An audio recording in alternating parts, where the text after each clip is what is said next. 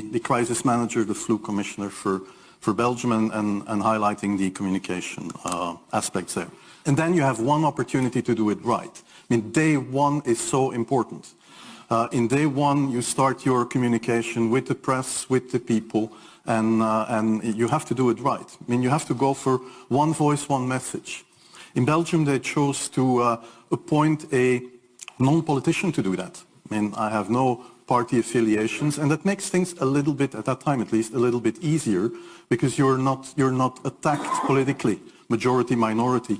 That doesn't come into play, and that was a huge advantage. The second advantage is that you can play in Brussels the complete naive guy and get a lot more done than you would otherwise be able to do. You have to be omnipresent that first day or the first days, so that you attract the media attention.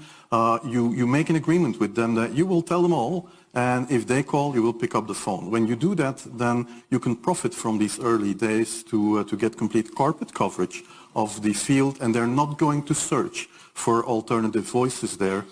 And if you do that, that makes things a lot easier. And then you have to say, okay, well, we will have H1N1 deaths. Of course, that would be unavoidable. I used there Sir Donaldson's quote, where he said that in the UK, by the peak of the epidemic, 40 people would die per day at the end of the summer.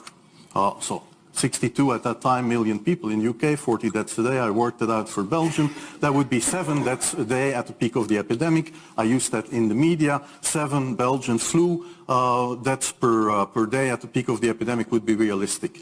That is true in every year, even interpandemically. That is very, very conservative. However, talking about fatalities is important, because when you say that, people say, wow, what do you mean? People die because of influenza? And that was a necessary step to take. And then, of course, a couple of days later, you had the first H1N1 death in the country, and the scene was set and it was already talked about. And then you had to pick who is going to be vaccinated first. And then, well, women and children first, whatever. I mean, risk groups, they were important. And then I misused the fact that the top football, soccer clubs in Belgium inappropriately and against all agreements vaccinated they made their soccer players priority people. So I said I can use that, because if the population really believes that this vaccine is so desirable that even the soccer players would be dishonest to get their vaccine, I said, okay, I can play with that. So I made a big fuss about this. This is Van Ranst is raving mad, but it worked.